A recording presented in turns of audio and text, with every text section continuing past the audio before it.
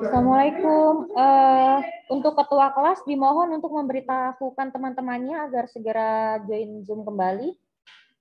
Tadi Zoom-nya harus di-restart, jadi kalian harus join ulang ya.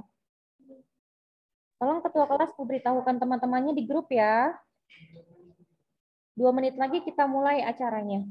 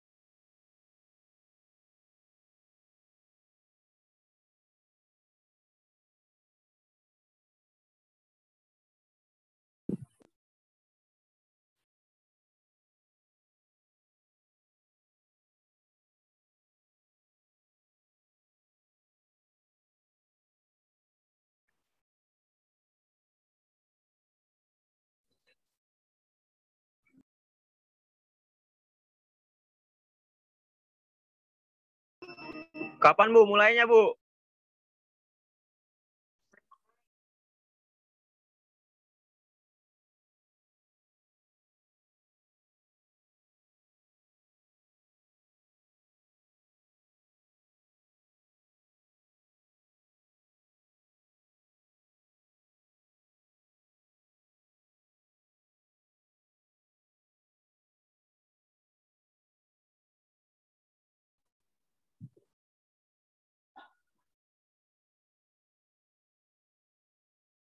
Jam berapa Bu mulainya Bu?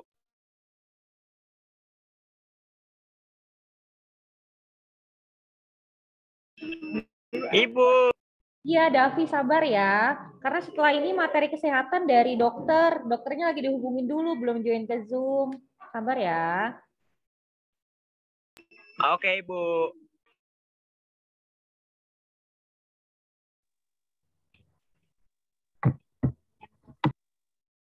Itu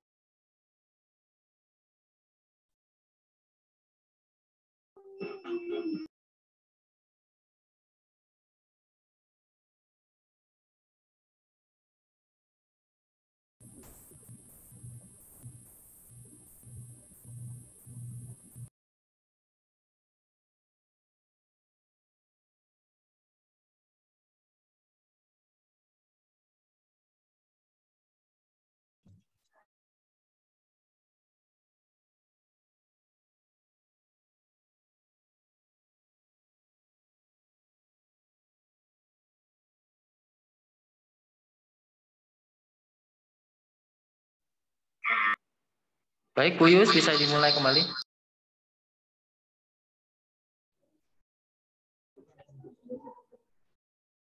Baik, acara akan dimulai kembali kepada para hadirin, Bapak, Ibu, dan siswa peserta LDKS.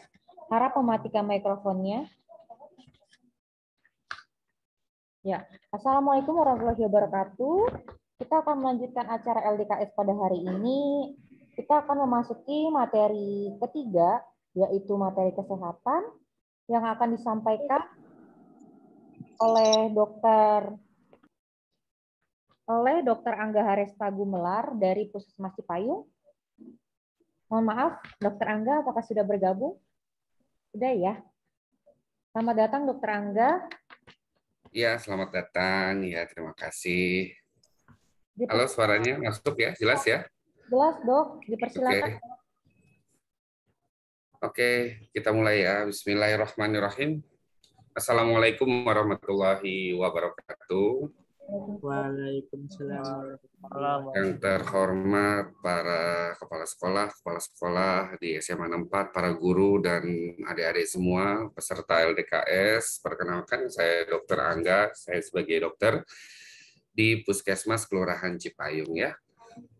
Oke, kesempatan kali ini kita akan membahas masalah gizi pada remaja, serta mungkin ada beberapa sedikit tentang penyakit-penyakit yang bisa terjadi apabila kita ada masalah di gizi, terutama di usia-usia pada remaja. Oke, baik, kita mulai ya.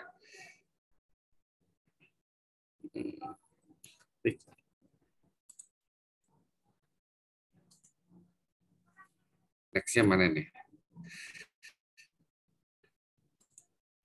Oke. Oke, yang ini yang kita tampilkan adalah merupakan suatu piramida gizi seimbang ya. Kita tahu pada dekade lalu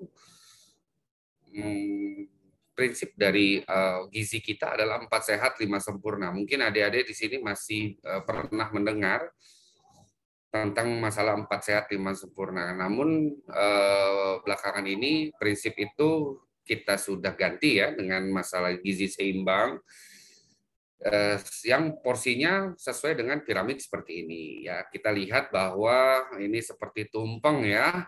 Di bawahnya itu merupakan suatu aktivitas kita yang harus kita lakukan sehari-hari.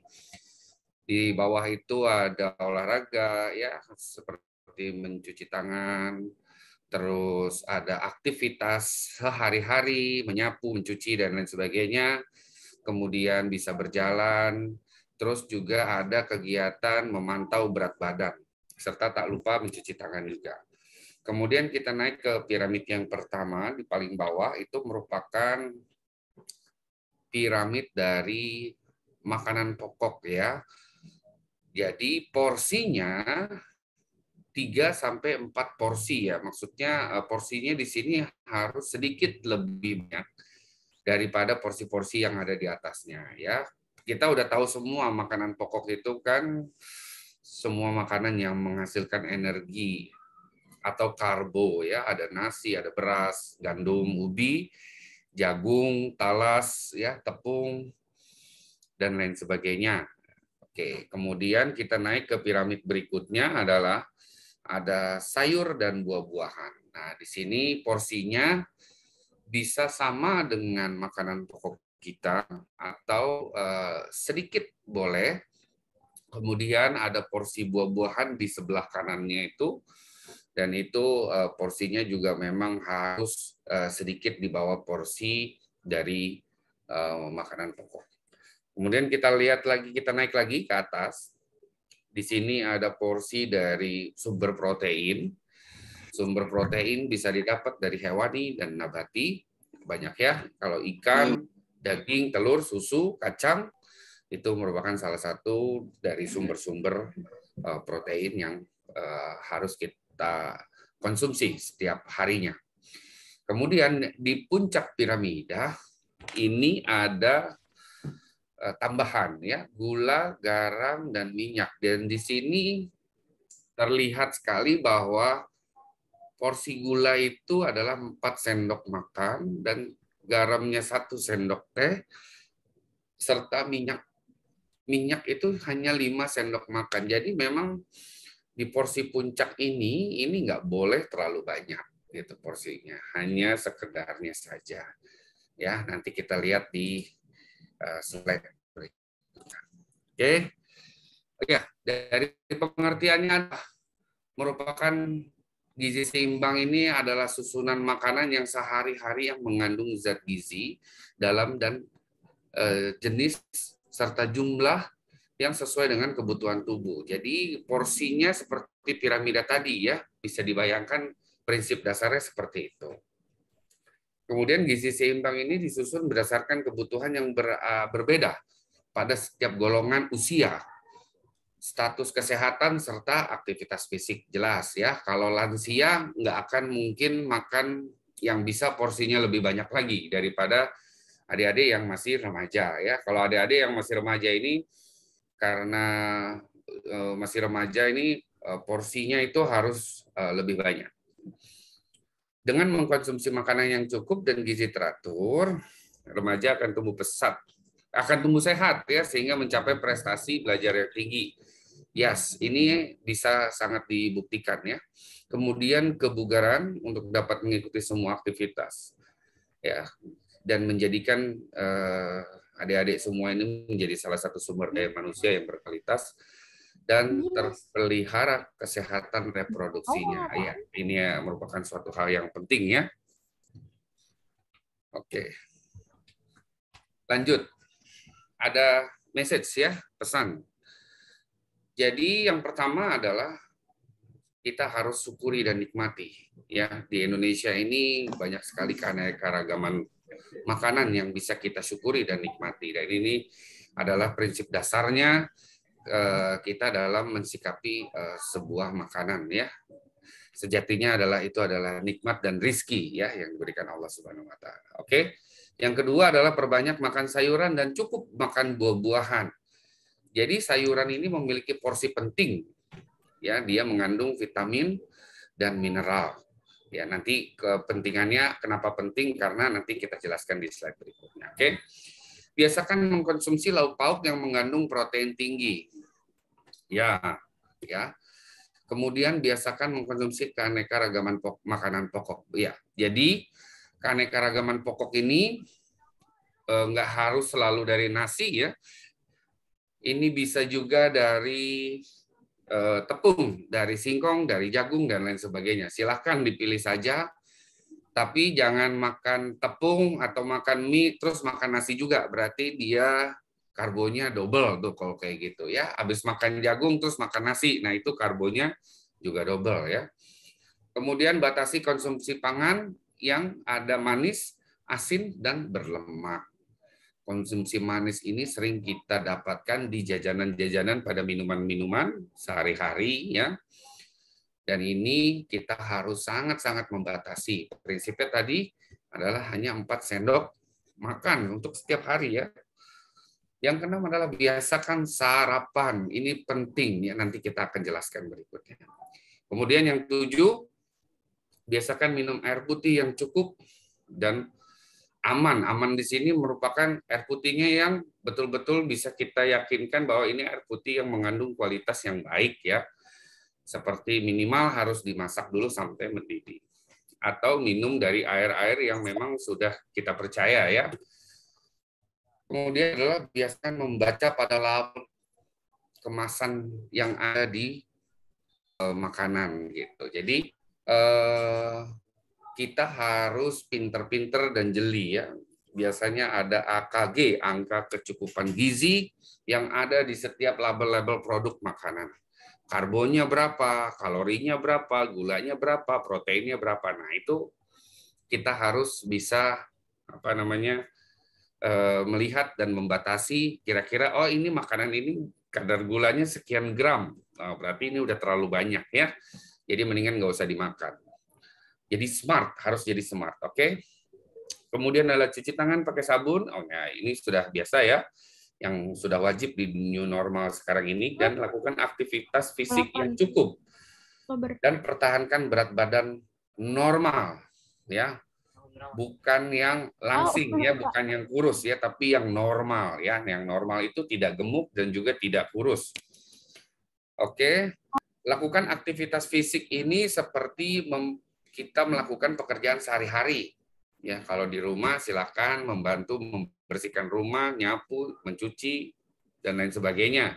Ya, aktivitas kalian lah sehari-hari, membersihkan tempat tidur dan lain sebagainya. Membantu orang tua, membersihkan halaman dan lain sebagainya itu merupakan aktivitas fisik. Boleh ditambah dengan aktivitas yang olahraga ya, seperti olahraga kamu mau berlari, sepedahan ya, jalan-jalan, jalan gitu ya di taman dan lain sebagainya, atau jogging lah, itu merupakan bisa kita tambahkan. Oke. Nah, ini yel-yel kita lewati saja. Nah, kita lihat di sini. Kan adik-adik semua ini merupakan usia masih remaja ya. Kita lihat bahwa yang di piramida bawah yang isinya karbohidrat ini Dia fungsinya adalah untuk power, ya, untuk power pada tubuh kita. Jadi si karbohidrat ini dia akan dimetabolisme oleh tubuh kita, itu menghasilkan gula, ya, yang akan digunakan oleh tubuh kita. Jadi kalau pada remaja, karena aktivitas fisiknya lebih banyak, jadi karbonya harus cukup, ya, bukan banyak tapi harus cukup. Oke, dari karbo tadi kita turun ke protein. Nah, protein ini adalah atau sebagai zat pembangun ya diri kita. Nah, zat pembangunnya pada tubuh itu adalah berfungsi untuk membentuk, mematangkan ya hormon-hormon, organ-organ pada pria, pada laki-laki atau pada wanita ya. Jadi sehingga kesehatannya itu menjadi pembentukannya menjadi optimal ya. Kemudian ada lemak. Nah, lemak ini porsinya boleh ada tapi jangan terlalu banyak karena karbohidrat yang tidak terpakai itu juga akan disimpan dalam bentuk lemak ya. Jadi lemak kita itu tidak boleh banyak-banyak. Berbeda dengan kebiasaan di luar negeri yang banyak biasa dia memakan lemak. Kalau di luar negeri orang-orang Eropa itu lebih banyak memakan lemak daripada karbo. Tapi lemaknya juga nggak terlalu banyak, porsinya juga cukup aja. Nah, dia makan nggak perlu sampai kenyang dan itu sudah cukup buat mereka ya. Kemudian ke sebelah kanan ini ada vitamin dan mineral yang gunanya adalah zat pengatur. Yes, ini merupakan zat pengatur. Kenapa begitu? Metabolisme terjadi di dalam tubuh kita itu sangat-sangat membutuhkan sebuah nutrisi dari vitamin dan mineral ini. Ya, banyak vitamin-vitamin dan mineral ini itu sangat mempengaruhi kerja metabolisme kita. Ya, metabolisme kita yang dihasilkan, yang terjadi akan menghasilkan energi dari karbo ini, dari protein ini, dan dari lemak ini merupakan suatu kesatuan yang bisa digunakan, tapi dalam melalui proses metabolisme yang dalam prosesnya itu menggunakan vitamin dan mineral ya, jadi kompleks sekali. Next. Nah, kita masuk ke masalah gizi pada remaja. Banyak sekali remaja-remaja kita ini kena masalah, terutama masalah dalam asupan, karena biasanya pada remaja ini terjadi masalah pada kebiasaan makan ya. Yang pertama dari kesalahan dari kekurangnya kebiasaan makan ini ya, dari masalahnya ini itu bisa terjadi anemia. Kita tahu semua anemia kurangnya sel darah merah ya, atau hemoglobinnya kurang di dalam tubuh kita. Ya, ada KEK, kurang energi kronik. Ini biasanya pada wanita ya, perempuan-perempuan atau remaja-remaja putri yang mau diet atau yang mau turunkan berat badan dan lain sebagainya, bukannya jadi malah sehat, malah jadi KEK ya. Ini sangat berpengaruh terhadap perkembangan organ-organ reproduksi dan hormonalnya. Ini bisa terjadi berdampak kepada nanti setelah pada remaja putri itu sudah hamil ataupun ingin melahirkan ya. Kemudian gizi kurang, tapi ada juga yang gizi lebih. Nah, ini juga ada nih ya, mungkin ini juga bisa menjadi gizi kurang ini ya, berarti dia asupannya memang makannya susah, makannya jarang gitu ya. Kalau makan hanya makan makanan yang tidak sesuai dengan piramida tadi. Kemudian juga ada yang gizi lebih nih. Nah, gizi lebih ini juga menjadi suatu concern karena kelebihan ini bisa menjadi lebih resikonya terjadi peningkatan diabetes misalkan nanti di kemudian hari, ataupun hipertensi, bahkan sakit jantung, serangan jantung dan lain sebagainya. Kemudian ada perilaku gizi yang salah ya. Ada gizi yang salah. Yang salah itu seperti apa? Ya nanti kita coba lihat ya. Oke, kita bahas satu-satu ya. Anemia, suatu keadaan menggambarkan kadar hemoglobin atau jumlah eritrosit ya, sel darah merah kita itu kurang dari nilai standar atau normal. Kita lihat ya, Kalau yang normal itu padat, kalau yang anemia itu jarang-jarang ya. Kita tahu fungsi sel darah putih ini adalah membawa oksigen ke dalam darah ya, di dalam darah itu untuk didistribusikan ke semua organ tubuh kita yang memerlukannya. Tapi kalau misalkan sedikit, yang oksigen yang dibawanya juga sedikit. Makanya ini bisa bikin kita jadi kurang konsen, jadi lemot istilahnya ya, atau lemah, letih, lesu, nggak bersemangat dan lain sebagainya. Kalau dalam keadaan seperti ini, nggak mungkin anak ini atau orang ini bisa berprestasi di sekolahnya, di pekerjaannya, dan di tempat-tempat dia berada gitu. Nggak mungkin ada prestasinya. Semuanya pasti bakalan kacau kalau sel darah seperti ini. Oke. Batas anemia ya standar lah ya, rata-rata kurang dari 12 gram ya persen ya untuk HB-nya di dalam darahnya. Oke. Tanda-tandanya seperti apa? Ya, ini tadi ya. Lemah, letih, lesu, lunglai, pucat ya, kuku tangan pucat juga pada kelopak mata atau konjungtivanya ya. Lidahnya terlihat licin, cuman jarang sekali ya. Jarang sekali untuk lidahnya yang terlihat licin. Kemudian penyebabnya adalah kurang mengkonsumsi bahan makanan protein yang kayak tadi. Senangnya makan mie terus. Mie terus. Akhirnya jadi anemia ya. Kurang konsumsi bahan makanan yang mengandung zat besi ya. Kemudian pada wanita, nah kalau wanita yang haid ini jelas berdarah, namanya juga haid ya. Ini jelas berdarah, darahnya tuh keluar. Nah, makanya konsumsi pada wanita untuk porsi makan yang seimbang ini sangat penting ya. Karena pada remaja putri atau pada perempuan ini dia ada siklus yang mengeluarkan darah. Bahayanya sangat bahaya ya kalau menurut saya ya, karena ini menyangkut masa depan kalian juga. Kalau konsentrasi belajar menurun, ini kemungkinan bisa dari anemia ini ya, menurunnya prestasi ya, nggak ada semangatnya ya, gampang sakit, kedinginan sedikit langsung pilek, kedinginan sedikit langsung batuk dan lain sebagainya ya. Kalau di wanita ini sangat beresiko sekali ya, beresiko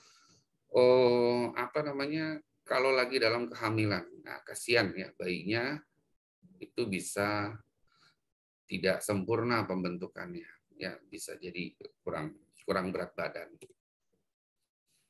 Cegahnya ya makan yang bagus ya, yang sesuai, makan yang lengkap gizinya sesuai dengan prinsip piramida gizi seimbang tadi. Nah, ada juga nih makan makanan yang menghambat penyerapan zat besi, teh dan kopi. Porsinya bagaimana? Jadi kita nggak boleh ngopi, dok. Bukannya nggak boleh ngopi, bukannya nggak boleh ngeteh. Porsinya untuk ngopi dan ngeteh itu tidak boleh banyak-banyak ya. Kalau kalian para remaja yang pengen ngopi itu silahkan saja pada waktu-waktu tertentu. Nggak perlu waktu-waktu seperti kalian misalkan mau ulangan atau apa, itu silahkan kalau misalkan ingin mengkonsumsi kopi untuk menambah semangat atau memperpanjang masa kantuk kalian, itu silahkan ya, nggak apa-apa. Tapi jangan terlalu sering, setiap hari bahkan sehari ada yang 3 kali ngopinya ya. Nanti itu nggak usah seperti itu. Oke, yang kita terapkan adalah pola hidup sehat seperti gambar kanan ya, minumnya susu, jus, air putih, dan makannya adalah buah-buahan. Jadi cemilan-cemilan yang seperti ini baiknya bukan yang nggak boleh ya, tapi jarang-jarang aja atau dihindari. Oke. Nah, Eka pada wanita. Kurangnya konsumsi zat gizi khususnya sumber karbo yang terus-menerus dengan karakteristik lingkar atas. Nah, ini bisa kita diagnosa dengan mengukur lengan atasnya nih ya. Lengan atas ya, dari siku ke bahu itu kurang dari 23 cm. Jadi, sumber energi karbohidrat yang terus-menerus. Inilah karena kebiasaan dietnya yang salah ya. Kita kurang, kalau kita makan nggak usah pakai nasi. Tapi nggak diganti juga dengan nggak usah pakai nasi, tapi nggak diganti dengan jagung atau dengan singkong atau dengan sumber karbo yang lain. Ini merupakan salah satu pola diet yang salah, karena bagaimanapun juga karbohidrat itu sangat diperlukan, ya.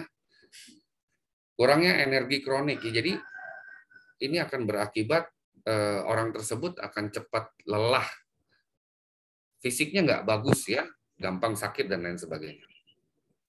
Dan kurus, terlalu kurus. Oke.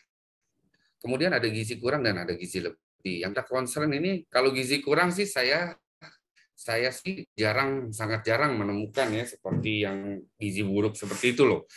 Kalau gizi lebih justru sekarang trennya justru malah naik gizi lebih. Coba kita lihat, ya, kondisi yang diakibatkan oleh asupan makanan yang melebihi kebutuhan tubuhnya. Senangnya makannya yang berlemak atau junk food, tapi kerjaannya hanya diam saja duduk di depan PC atau di depan laptopnya. Nah, ini merupakan suatu ketidakseimbangan nih antara input dan outputnya, ya. Jadi ini bagusnya untuk kita hindari. Kalian silakan beraktivitas lah pokoknya. Nah, jangan sampai seperti ini. Ini akan mengakibatkan orang menjadi lebih gemuk, ya. Akibat buruk dari gizi lebih ini meningkatkan resiko penyakit jantung, diabetes, darah tinggi, kanker, dan lain-lain lah. Banyak sepertinya, ya. Oke. Jadi seperti inilah, ya, junk food. Bukannya nggak boleh junk food, tapi silahkan saja, hanya jangan terlalu sering untuk kita konsumsi. Oke. Dan caranya adalah perbanyak intensitas kita dalam berolahraga. Lanjut, ya, gizi kurang. Kondisi yang diakibatkan oleh asupan makanan yang kurang, ya.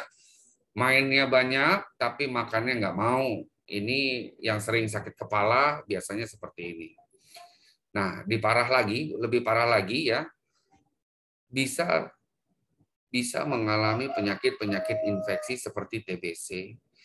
Ini sangat sering sekali TBC. Jadi beberapa remaja yang berobat, dia bermasalah dengan pola makannya, dan sekarang yang ditemukan adalah itu sakit TBC, gitu, ya. Ada permasalahan di paru-paru, ya, karena kuman TBC ini dia sebetulnya sudah ada di dalam tubuh kita, ya, karena bersifatnya dia tidur. Tapi begitu kita kekurangan energi, badan kita jadi ngedrop, imunnya turun, nah, TBC ini mulai datangnya, dia mulai aktif, gitu. Seperti itu. Nggak hanya TBC, ya, yang lain-lain juga ada. Oke. Cara menurunkan berat badan yang dianjurkan. Ini kan yang diharapkan sebetulnya, gimana sih cara menurunkan berat badan yang dianjurkan, kan, ya. Nah, ini buat remaja-remaja putri atau yang cowok-cowok juga, yang laki-laki juga bisa memakai, ya, bisa menerapkannya. Yang pertama adalah makannya teratur, nggak bisa makan serampangan atau sembarangan. Yang pasti 2 atau 3 kali sehari itu oke. Tapi jangan makannya lebih, atau jangan makannya hanya dikurangi 1 kali saja.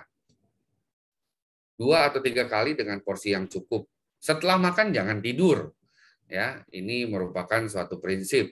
Kemudian olahraganya juga harus diperbanyak.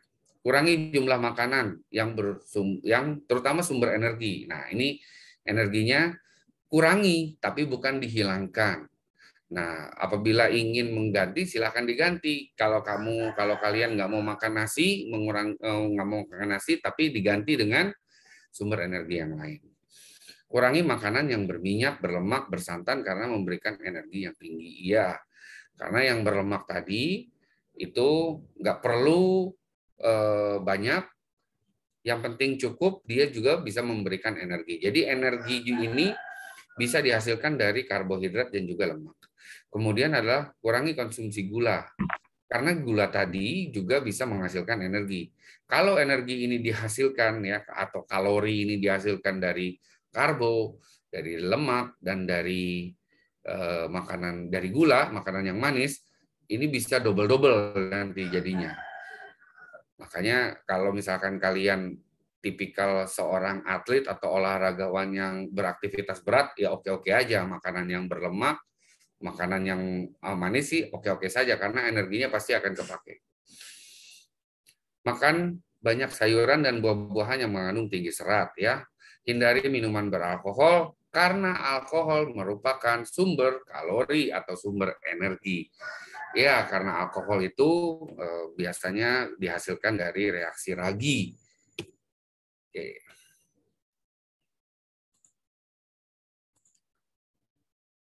Kemudian olahraga atau kegiatan fisik. Olahraga teratur selama 30-1 jam. Itu bagusnya seminggu 3 kali. Olahraga ya, bukan aktivitas fisik, tapi olahraga. Kalian jogging, kalian jalan, atau trekking, kalian bersepeda, itu oke, nggak masalah ya. Seminggu 3 kali. Cari waktu-waktu yang kira-kira bisa menyempatkan. Nggak lama, 30 menit saja cukup. Pilihlah olahraga yang sesuai dengan usia dan kondisi kesehatan. Oke. Kalian di usia remaja, kalau kalian sehat, nggak ada penyakit atau status penyakit seperti apa, kalian olahraganya yang jogging, jangan olahraga yang santai ya, olahraganya jogging. Kalau olahraga ingin bersepeda, bersepedanya yang agak jauh, boleh. Jangan bersepeda santai, itu beda lagi ya. Tingkatkan kegiatan fisik sesuai yang dilakukan sehari-hari. Nah, kalau kalian bagus nih, rajin nih, nyapu gitu ya, bantuin orang tua, bersihin rumah, dan lain sebagainya. Daripada uangnya untuk bayar orang, misalkan bayar asisten rumah tangga, mendingan dibantu sama kalian, itu lebih bisa bermanfaat. Perilaku gizi yang salah. Nah, ini kita lihat. Remaja suka makan jajan yang kurang bergizi. Betul nggak nih? Saya ingin bertanya. Sampai sini, halo adik-adik, halo teman-teman. Nah, suka jajan ya? Goreng-gorengan, coklat, permen, es, dan ada lagi itu ya bakso, coklat dan lain sebagainya. Terus seblak ya, kayak gitu juga suka. Ini perilaku gizi yang salah. Di sini ada kata-kata suka, ya berarti itu sering ya. Ketemu yang jualan gorengan, beli gorengan. Ya nongkrong dikit, makannya gorengan ya. Itu yang seperti itu yang salah ya. Jadi memang harus betul-betul kita bisa jaga. Remaja sering makan di luar rumah bersama teman-teman. Betul. Sehingga waktu makannya tidak teratur, yang berakibat terganggunya sistem pencernaan. Iya, betul ya. Makan, telat makan, atau tanggung, masih seru, masih enak, masih rame gitu ya. Nggak enak ninggalin untuk makan, ya akhirnya menjadi sebuah gangguan lambung, ya, asam lambung. Ini banyak terjadi. Remaja sering tidak makan pagi, sarapan. Nah, ini sarapan sangat penting sekali. Saya menyarankan sarapan bukan hanya makan gorengan atau minum teh, tapi makan yang dalam cukup jumlah karbonya. Atau boleh dibilang makan nasi aja. Karena kalau kalian sekolah, itu sangat penting sekali dalam otak kita, dalam menerima segala apapun pelajaran. Jadi, kenapa seperti itu? Karena begitu kita belajar di pagi hari sampai siang, itu energi yang dipakai adalah pure untuk maksimalkan kinerja otak kita yang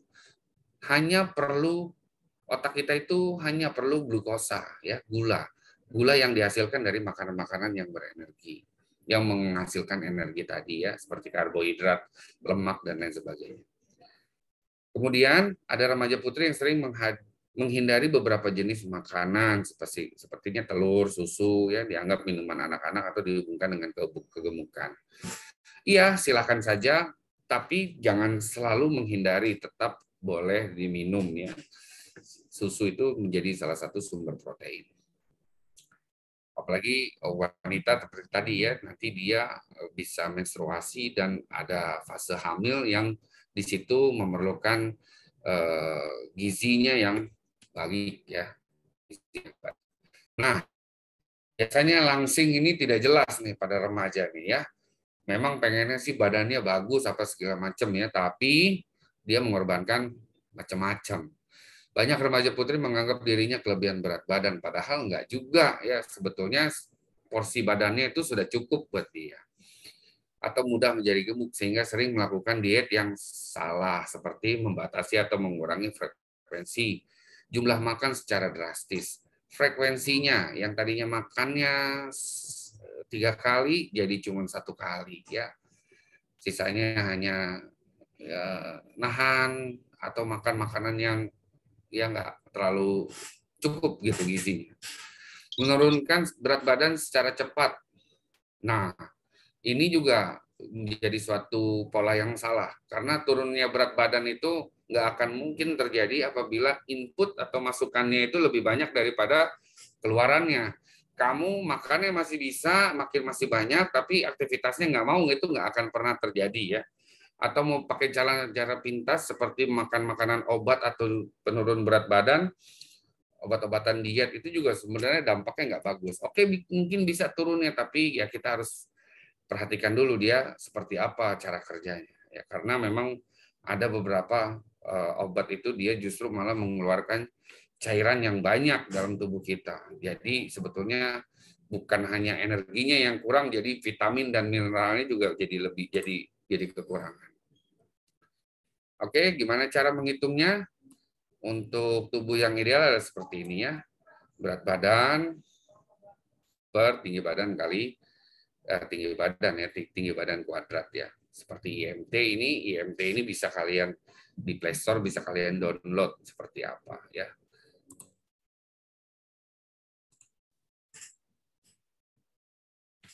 Saya menyarankan kalian boleh di sekitar 20 sampai 25 ya untuk laki-laki. Ya, walaupun memang kalian ada di overweight, mungkin overweight-nya nggak usah sampai 27 gitu ya. Overweight-nya hanya 25 atau 26 is okay. Gitu. Nggak masalah ya. Energi, nah ini seperti ini yang kalian bisa lihat dan kalian nanti bisa bandingkan kalau misalkan kalian membaca kemasan tuh ya, angka kecukupan gizi, angka kebutuhan gizi pada setiap kemasan itu bisa seperti ini ya, kebutuhannya kita energinya 2100 untuk laki-laki. Oke, contoh, ini merupakan contoh ya, roti bakar 2 tangkep ya. Jadi roti itu sumber dari tepung ya, merupakan sumber karbo. Nah ini oke. Cuman biasanya sih ada yang kurang makan roti ya, karena nggak biasa. Boleh diganti dengan yang lain. Boleh, silakan. Kemudian jam 10 ini cukup snacknya pisang atau buah-buahan yang lainnya. Kemudian kita makan siang seperti ini. Contoh ya, ini hanya contoh. Ada buahnya juga, ada sayurnya juga. Sayurnya porsinya sekarang kalian nggak ngambil comot sayurnya aja, tapi harus dengan 1 mangkok sayur. Itu porsinya seperti nasinya gitu ya, 2 centong nasi dan 1 mangkok sayur. Jadi banyak maksudnya sayurnya ya. Buah pepaya ini maksudnya bukan 1 pepaya besar ya, tapi 1 potong aja cukup ya, bukan 1 buah. Atau boleh diganti dengan buah yang lain juga boleh.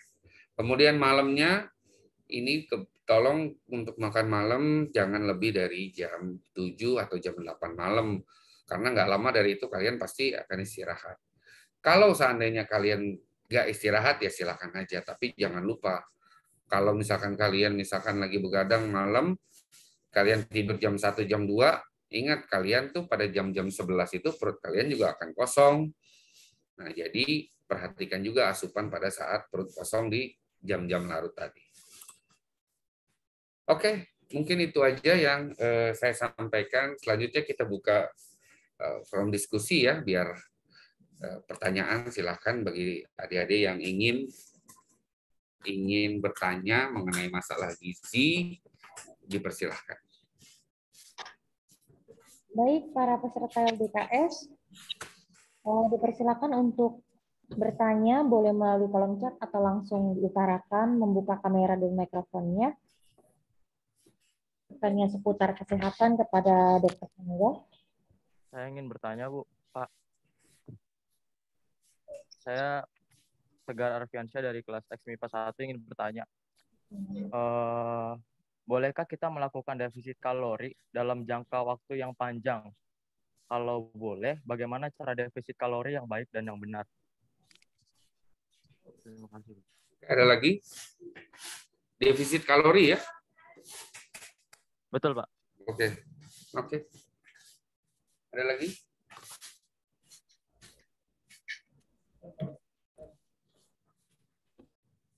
Kita langsung jawab dulu ya. Defisit kalori ini maksudnya kamu ini adalah mengurangi energi kalori gitu, ya, Betul, Pak. Mas Tegar ya. Betul, Pak. Oke. Kita lihat dulu tujuannya untuk mengurangi kalori ini apa? Karena beberapa orang ini harus mengurangi kalorinya bila memang ada penyakit-penyakit atau keadaan tertentu yang memang harus dia mengurangi kalori. Kalau kita yang sehat, berat badan kita normal, saya rasa tidak perlu melakukan defisit kalori. Apalagi dilakukan dalam jumlah yang lama ataupun yang jangka panjang tadi ya. Kalau jangka panjang tadi kita melakukan defisit kalori, defisit ini berarti kekurangan loh ya, bukan berarti dikurangi ya. Ini bisa menjadi namanya bisa menjadi, kalau parahnya adalah gizi buruk tadi, kalian akan terjadi suatu sistem tubuh kita yang semuanya gagal. Maksudnya dalam arti kata nggak bisa diproses perkembangan otaknya, perkembangan organnya, apalagi dalam remaja ini masih ada organ tubuh yang berkembang seperti organ reproduksinya pada pria atau pada laki-laki atau pada perempuan ini masih sangat-sangat butuh, memerlukan energi untuk penyempurnaan bentuk dan fungsinya dari organ reproduksi tadi. Seperti itu. Kalau misalkan terjadi defisit pada saat itu, ini akan mengakibatkan di kemudian hari tidak mencapai apa yang tidak tercapai gitu, apa yang kalian inginkan gitu ya. Kalau misalkan organ reproduksi kalian menjadi kurang bagus, ini akan berdampak mungkin nanti jadi susah punya anak dan lain sebagainya, gangguan menstruasi bisa terjadi seperti itu. Kira-kira itu ya. Kalau defisit kalori secara jangka waktu panjang sangat bisa mempengaruhi perkembangan dari organ-organ tubuh kamu ya, terutama di kesehatan. Oke. Kalau saya pernah kasih contoh ya, defisit kalori, mungkin nggak mesti hanya kalori. Kalori ini mungkin bisa kita dapatkan nggak cuma hanya dari nasi, tapi saya kasih contohnya gini. Saya pernah mendapatkan pasien yang setiap hari kebiasaannya makan mie instan. Saya nggak sebut mereknya mie instan itu ya. Saya juga suka dengan mie instan ya. Salah satu makanan yang paling enak ya di dunia. Setuju nggak Kak Tegar ya? Jadi mie instan yang ada di Indonesia itu memang luar biasa, sangat menggugah selera. Tapi kebanyakan kebanyakan kita makan itu juga sangat nggak bagus ya. Apa yang kita dapatkan, kita coba bedah dari mie instan tadi. Kalau kamu baca label AKG-nya di belakangnya, kamu pasti akan melihat di situ ada kondisi ada jumlah garam atau sodium. Garam bahasa kita, sodium bahasa Inggris, dan natrium itu bahasa kimianya. Betul gitu ya Bu Guru ya.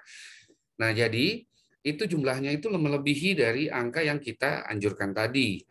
Itu biasanya di atas 500, bahkan ada yang lebih dari 1000. 1000 miligram. Wah, ini banyak sekali garamnya. Oke, karbonnya juga banyak. Tapi vitamin dan mineralnya hanya sangat sedikit. Mungkin ada, tapi sangat sedikit. Nah, di situ kita bisa melihat proteinnya apalagi nggak ada ya. Kalau di mie instan itu proteinnya nggak ada. Kalau kita makan itu dalam jangka waktu yang panjang dan lama, pasti akan terganggu masalah kesehatan, akan terjadi masalah kesehatan. Pasti akan terjadi. Ya, seperti pada kasus yang pernah saya terima, pasien saya ini dia tangannya nggak bisa digerakkan, tangannya nggak bisa digerakkan menjadi kaku karena kekurangan energi kalium, kekurangan mineral kalium. Jadi tidak ada kalium itu kita gunakan untuk pergerakan otot yang kontraksi dan relaksasi. Itu menggunakan kalium. Nah, pada kasus ini karena kurangnya makan sayur, vitamin dan mineral, jadi kadar kalium kita sangat rendah. Akhirnya dia cuma bisa kontraksi doang, tapi nggak bisa relaksasi. Oke. Dan makin parahnya lagi, itu mengganggu kecerdasannya. Dia nggak bisa bekerja, nggak bisa menerima tugas dan lain sebagainya. Karena daya tangkap dari otaknya itu memang nggak bagus jadinya. Ya, jadi akan timbul banyak masalah. Mungkin itu bisa menjawab ya, Mas Tegar ya. Ada lagi?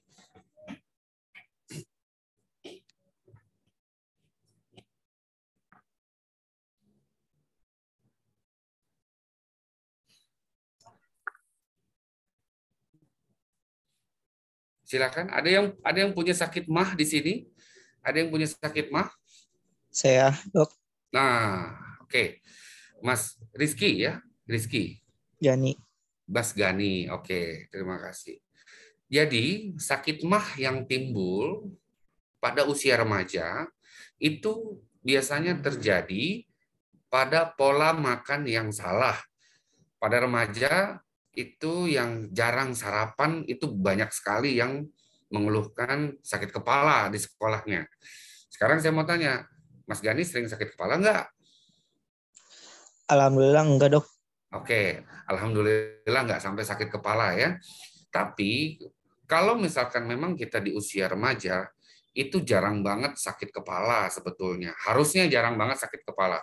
Karena kalau misalkan memang sakit kepala itu merupakan suatu sign ya, atau tanda bahwa memang di badan kita ini ada sesuatu yang mungkin harus diperbaiki gitu ya, sakit kepala itu. Bisa karena masalah dari tubuh kita atau masalah dari psikis juga bisa bikin sakit kepala. Terutama yang punya mah ini, karena pola makannya yang terlalu panjang, jeda makannya antara makan yang satu dengan makan yang lain ini terlalu panjang, ini bisa meningkatkan asam lambung yang di antara waktu makan tadi itu dia keluar terlalu banyak. Asam lambung yang keluar terlalu banyak itu bisa melukai dari lambung itu sendiri. Makanya rasanya kalau yang namanya sakit mah itu perih, mual, ya, rasa nggak enak, nyeri dada, rasa sesak dan lain sebagainya. Ya, bahkan bisa bikin sakit kepala, ya, sakit badan dan lain sebagainya. Banyak sekali. Oke, mungkin seperti itu ya. Ada lagi yang lain kira-kira? Nggak mesti harus bahas masalah makanan, masalah yang lain silahkan. Mohon maaf dokter, waktunya sudah habis. Oke, waktu sudah habis. Maaf Oke. ya dokter ya. Baik. Saya tutup ya, Bu ya. Iya. Saya ucapkan banyak terima kasih buat adik-adik semua atas perhatiannya. Mudah-mudahan materi ini bisa bermanfaat untuk kita semua. Itu ya, terima kasih. Wabillahi taufiq wal hidayah. Assalamualaikum warahmatullahi wabarakatuh. Waalaikumsalam warahmatullahi wabarakatuh. Terima kasih banyak Dr. Angga Resta Gumelar dari Puskesmas Cipayung. Banyak sekali ilmu yang kita dapatkan mengenai keseimbangan gizi pada remaja, apa makanan yang harus dimakan dan apa makanan yang harus dihindari, kemudian pola-pola hidup sehat. Ya, para peserta DKS yang Ibu sayangi, hari ini kita lanjut ke materi terakhir pada hari pertama LDKS, yaitu materi pendidikan karakter yang akan disampaikan oleh Ibu Dr. Anda Haji Eko Budi Restawati MM. Mohon maaf, Ibu Eko apa sudah bergabung ke Zoom? Pak Herdian, Bu Eko sudah gabung? Ini belum ya? Oke, jawab. Ya sudah Bu Yus, sorry. Baik Bu Eko. Oke. Lanjut. Ya, dipersilakan Bu Eko. Oke, terima kasih Ibu Yusraini Arisna Putri. Ya. Oke, saya mulai ya. Oke. Bismillahirrahmanirrahim. Assalamualaikum warahmatullahi wabarakatuh. Shalom untuk Ananda yang Kristiani. Shalom, Bu. Om Swastiastu untuk I Gusti Ayu Putu Nala Dewanti yang kelas 10 IPA 1. Hindu sendirian kebetulan di sekolah kita, tetapi keberagaman tetap kita hargai. Jadi secara khusus Ibu menyampaikan salam juga sesuai dengan agama kalian, gitu ya. Oke. Suara saya mudah-mudahan terdengar dengan baik ya. Yang terhormat Kepala SMA Negeri 64 Jakarta, Bapak Dr. Andes Imam Prasaja, beserta tim manajemen yang terdiri dari Bapak Ibu Wakil Kepala Sekolah beserta staf. Yang kami hormati panitia LDKS kelas 10 tahun pelajaran 2001-2022, yang Ibu sayangi siswa kelas 10 sebagai peserta LDKS, yang Ibu doakan agar selalu dianugerahi takdir terbaik oleh Allah pada setiap tahapan proses untuk menjadi manusia dewasa yang paripurna. Alhamdulillah, di sesi keempat pada hari pertama kegiatan LDKS, Ibu diminta oleh panitia untuk menyampaikan materi tentang pendidikan karakter bagi kalian. Namun sebelum itu, walaupun sudah kenal, tetapi etikanya Ibu sekarang sebagai narasumber gitu, bukan guru ya. Jadi memperkenalkan diri dulu. Ya, Ibu Eko Budi Restiawati yang hari-hari di SMA Negeri 64 Jakarta sebagai guru BK, dan sekarang Ibu sangat terbantu dengan hadirnya Ibu Denova. Jadi ada dua ya guru BK kelas 10-nya. Ya, ada Ibu Denova sama ya. Oke. Sebelum kita lanjutkan, izinkan Ibu mengucapkan selamat kepada Adriansah kelas 11 MIPA 1 dan Ana Hayatunufus Zahra kelas 10 IPS 3 sebagai Ketua dan Wakil Ketua OSIS terpilih tahun pelajaran 2001-2022, dan kepada Michael Jelantik 10 MIPS 11 IPS 3 dan Budiatna Sofyan kelas 11 MIPA 1 sebagai Ketua dan Wakil Ketua MPK. Ini kelasnya dibolak-balik ya, keren juga ini. 10 MIPA 11 MIPA 1, 11 IPS 3 dan 11 IPS 3, 11 IPA 1. Iya, oke. Mudah-mudahan ada di sini ya. Ada Adrian, Ana, Michael, dan Budiatna ada semua di sini mudah-mudahan ya. Oke. Tugas pertama dari kalian yang baru terpilih adalah hari ini kalian melaksanakan LDKS, dan sebentar lagi tentu saja kalian akan mengikuti LDKO ya, yang sekarang melaksanakan, yang besok mengikuti. Di mana letak bedanya nanti kita bicarakan di materi selanjutnya. Oke. Audiens yang nampak pada kolom partisipan di ruang Zoom ini ada 171 dikurangi gurunya ada 7 orang, dan panitia ya, saya nggak hitung panitia ada berapa. Artinya dari 250 siswa itu hanya ada sekitar 160-an lah, anggap gitu ya. Dan ini menandakan masih ada siswa 7 kelas di kelas 10 yang masih juga belum bisa berpartisipasi dengan banyak alasan, banyak rintangan, sehingga tidak bisa bergabung. Mudah-mudahan bukan karena faktor ketidaksiapan, kemalasan atau hal lain ya. Di luar itu tentu kita bisa tolerir, tapi kalau hanya kemalasan, hanya karena merasa ini tidak penting, itu kadang-kadang kita tidak bisa toleransi juga kepada Ananda seperti ini. Jadi terima kasih 160-an siswa yang sudah setia bergabung di Zoom ini. Tidak ada yang sia-sia hari ini Ananda, mudah-mudahan kalian dapat bekal yang banyak, yang bagus. Bagaimana kalian siap menjadi siswa SMA Negeri 64 Jakarta? Oke. Sudah siapkah kalian di Zoom ini semua? Siswa? Indikator siap adalah kalian akan buka kamera dan akan buka speaker saat dialog aja. Nah, ini rata-rata tutup kamera. Oke. Kenapa ini Ibu sampaikan di awal? Ini menjadi penting untuk Ibu sampaikan karena Ibu ingin dan akan berbicara dengan manusia seutuhnya. Jangan kalian namanya ada di Zoom, orangnya fokusnya entah di mana, atau bahkan tidak ada di depan laptop atau di depan handphone kalian, begitu ya. Sangat disayangkan jika ini terjadi gitu ya. Nah, oke, silakan ya dibuka kameranya 45 menit, nggak lama kok. Oke. Nah, sejak pukul 8 tadi sampai dengan 10.45 yang baru berakhir, kalian sudah diberikan materi tentang kepemimpinan oleh Bapak Kepala Sekolah, tentang keorganisasian dari kakak kalian, kakak senior kalian, dan dari tentang kesehatan dari Dr. Angga dari Puskesmas Kelurahan Cipayung. 45 menit ke depan, kalian bersama Ibu, kita akan bersama mengolah, menggodok, membahas tentang pendidikan karakter. Baik, sudah siap semua ya Nanda? Mudah-mudahan demikian. Mohon izin Ibu share screen dulu ya.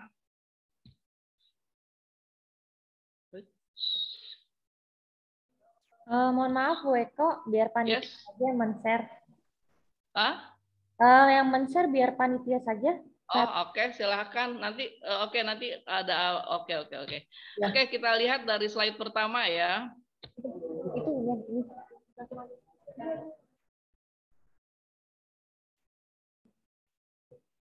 Yes. Oh. Oke. Nah, ada 10 slide yang akan kita bahas yang ini. Ini kalau yang pertama dan terakhir itu tidak dihitung lah. Ini hanya prolog ya, pembukaan ya. Bahwa, sorry. Halo? Bu Yus, suara saya bagaimana? Kok tiba-tiba hilang ini di monitor? Terdengar Bu Eko. Oke, baik, terima kasih. Ananda semua, kegiatan kita adalah LDKS tahun 2021 SMA Negeri 64 Jakarta, dan sekarang kita berbicara tentang pendidikan karakter ya, tadi udah saya perbaiki sih. Nah, ini nggak apa-apa lah, ada penguatannya. Oke. Ada yang tahu apa kepanjangan LDKS? Halo. Ya Sinta atau siapa? Gani silakan. Dasar kepemimpinan ya Bu. Yes, ini Ibu tidak bisa mendengar ini siapa yang menjawab. Latihan dasar kepemimpinan. Latihan dasar kepemimpinan siswa. Oke, latihan dasar kepemimpinan siswa. Dua huruf pertama itu latihan dasar. Jadi kalian dilatih dasar-dasar kepemimpinan, begitu ya. S-nya ini adalah status kalian sebagai siswa. Oke. Kita berbicara di judulnya dulu lah, latihan dasar kepemimpinan siswa. Nah, jadi di sekolah kita, khusus untuk kegiatan OSIS, MPK, itu ada 2 kegiatan yang namanya LDKS dan LDKO. LDKS itu diberikan untuk semua siswa kelas 10 tanpa kecuali. Nah, ini bagaimana dengan yang hari ini tidak muncul, ini nanti urusan panitia lah, begitu ya. Baik, Ananda. Jadi, yang diharapkan dengan diberikannya LDKS adalah agar kalian bisa menjadi pemimpin untuk diri sendiri sebelum kalian memimpin orang lain. Nah, itulah esensi gunanya LDKS disampaikan di awal tahun untuk seluruh siswa kelas 10. Lalu,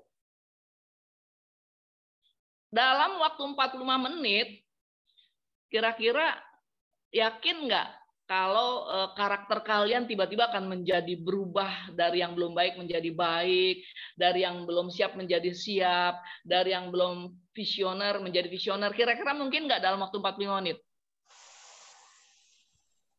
Halo? Mungkin. Mungkin, oke. Sip. Oke, maybe yes, maybe no. Artinya bahwa dalam 45 menit ke depan kita bersama hanya ingin mengenang kembali, mengulang kembali, meriway kembali, ngecek diri kita sendiri, karakter kita udah pas apa belum sih sebagai calon pemimpin, gitu maksudnya ya. Nah, jadi Di waktu 45 menit ke depan ini, sekarang juga udah berjalan 10 menit ya, tinggal 35 menit lagi. Artinya begini, kita semua diharapkan oleh panitia, oleh manajemen sekolah, oleh semua guru-guru, kalian bisa memimpin diri kalian selama 3 tahun ke depan sampai kalian tamat SMA 64. Itu yang diharapkan. Oleh karena itu bekalnya diberikan di kelas 10. Kakak kamu juga begitu. Setiap kelas 10 pasti diberikan materi latihan dasar kepemimpinan siswa. Agar siswa siap memimpin dirinya sendiri sebelum memimpin orang lain. Nah, setelah itu nanti akan ada kegiatan yang namanya LDKO, latihan dasar kepemimpinan organisasi. Itu khusus untuk para pemimpin-pemimpin organisasi yang ada di sekolah. Dari OSIS MPK termasuk kegiatan ekstrakurikulernya. Gitu ya. Nah, di mana letak bedanya tentu kalian akhirnya tahu kan. Setelah kita bisa memimpin diri sendiri, maka kita juga diharapkan baru siap memimpin orang lain, gitu ya. Oke.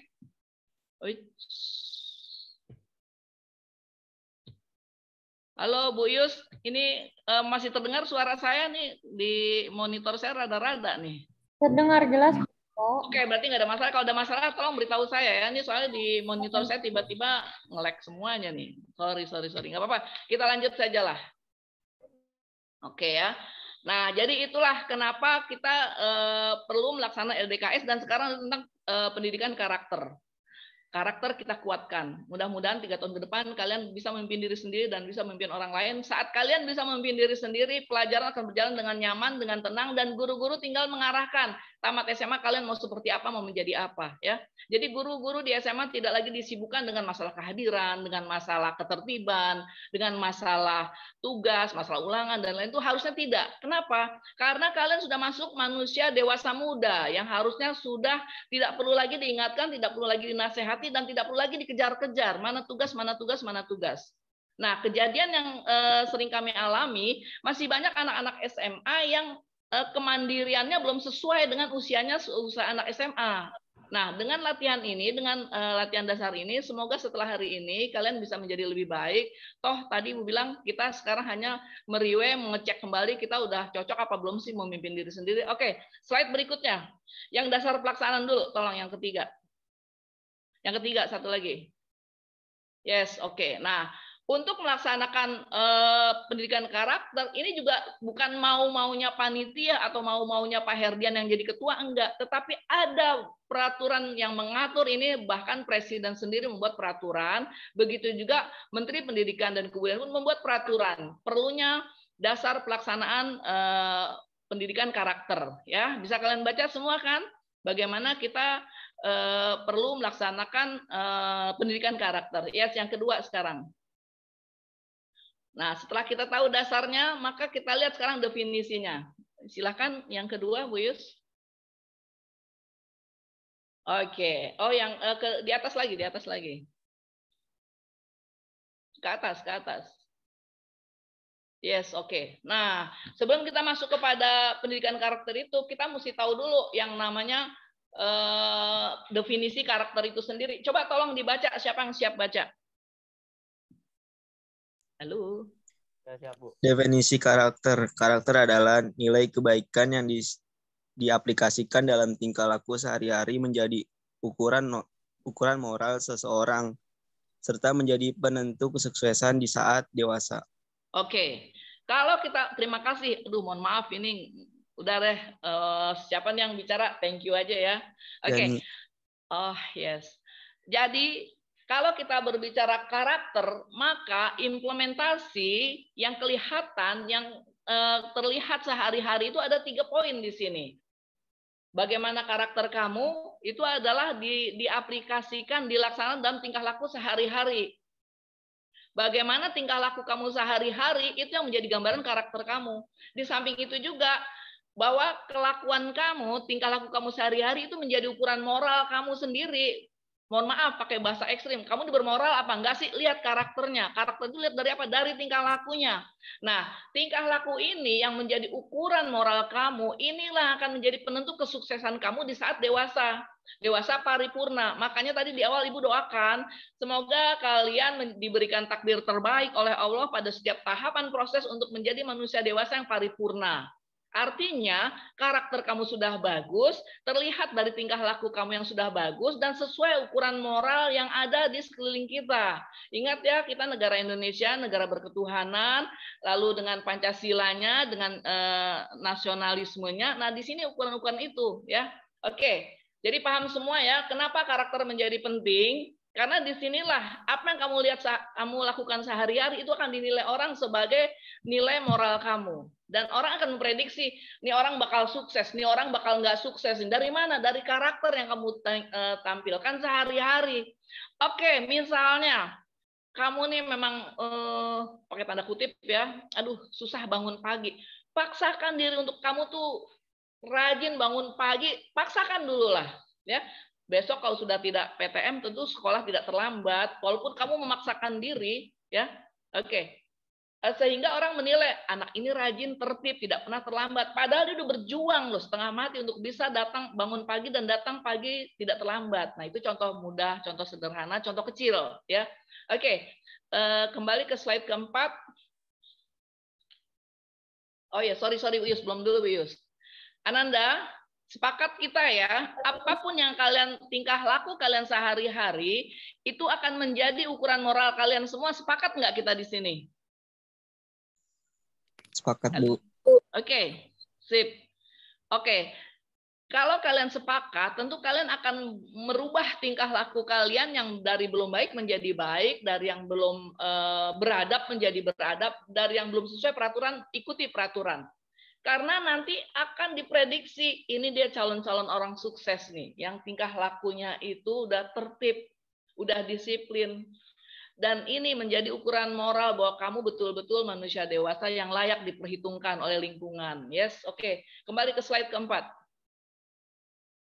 Satu lagi. Oh, sorry. Nah, oke. Ke atas lagi, ke atas sayang. Ke atas.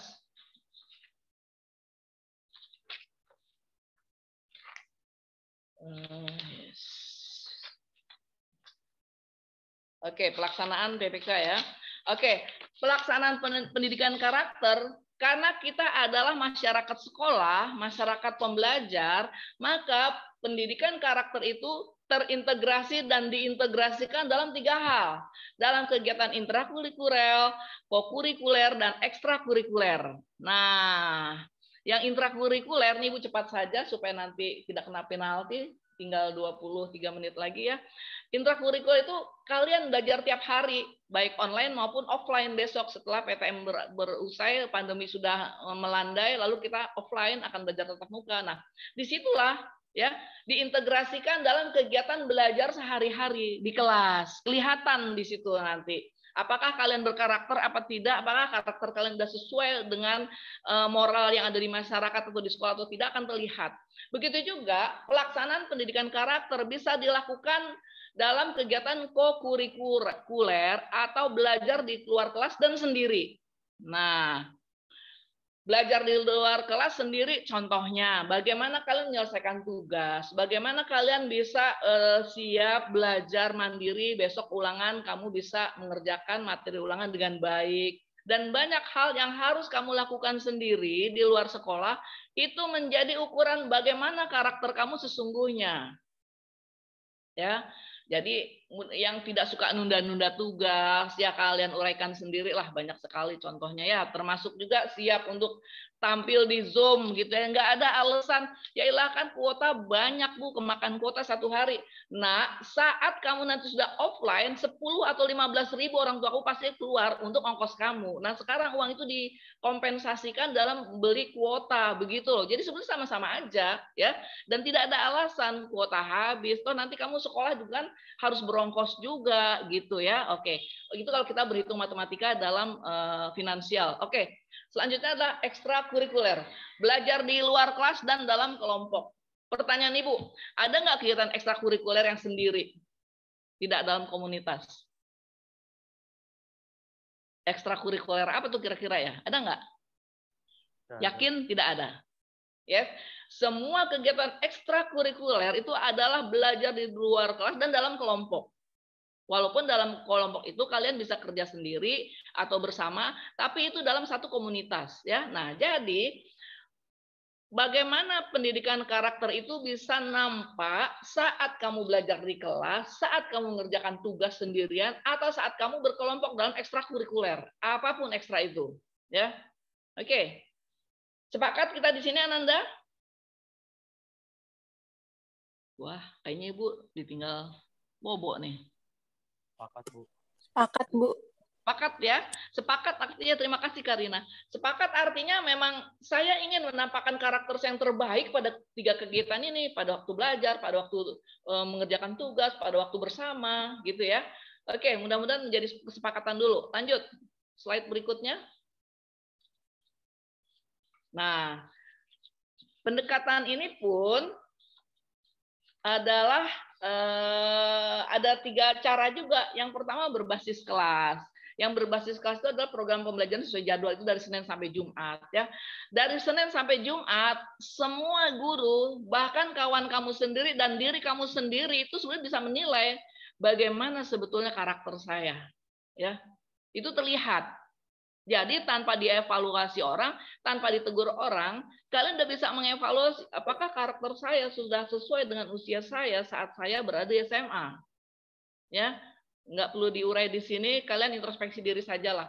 Berikutnya adalah melalui budaya sekolah. Budaya sekolah ini ada perilaku hari-hari, ada tradisi dan kebiasaan sekolah. LDKS ini juga termasuk tradisi dan kebiasaan di sekolah kita. Jadi yang sudah ikut, alhamdulillah terima kasih. Mudah-mudahan kalian yang berniat baik ingin meningkatkan karakter diri menjadi lebih baik.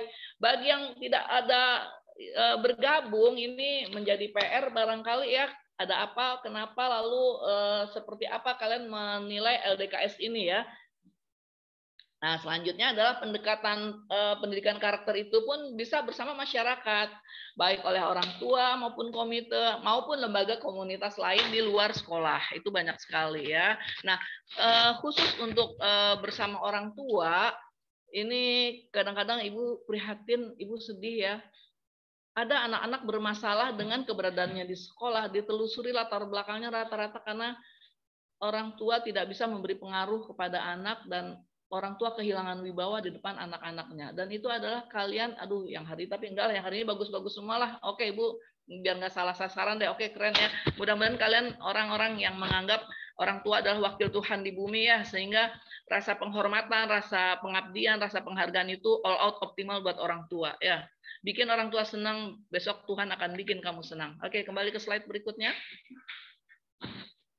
Nah, tadi kita sudah lihat dasar hukumnya ya, dasar hukum kenapa kita perlu ada pendidikan karakter. Jadi pada intinya, jika pendidikan karakter berhasil, maka akan lahir siswa yang berjiwa Pancasila dan mampu menghadapi dinamika perubahan. Nah, karakter sebagai tuntutan dan tuntunan yang harus dimiliki oleh seluruh siswa tersebut, itu kita lihat ada karakter itu kayak apa sih? Coba slide berikutnya kita lihat.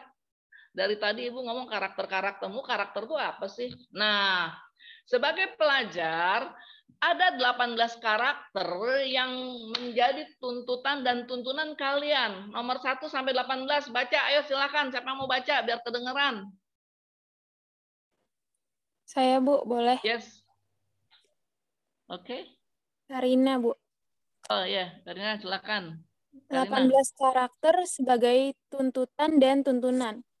Yang pertama ada religius, kedua jujur, ketiga toleransi, keempat disiplin, kelima kerja keras, 6 kreatif, 7 mandiri, 8 demokratis, 9 rasa ingin tahu, 10 semangat kebangsaan, 11 cinta tanah air, 12 menghargai prestasi, ketiga bersahabat atau komunikatif, keempat cinta damai, ke-15 gemar membaca, 16 peduli lingkungan, 17 peduli sosial, dan yang terakhir ke-18 adalah tanggung jawab. Terima kasih Karina.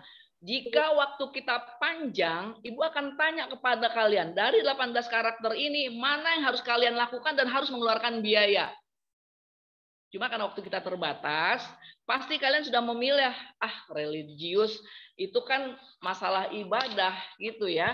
Setiap saat, anytime, sesuai waktu, sesuai aturan masing-masing. Jujur, itu juga tanpa biaya, orang jujur gitu loh.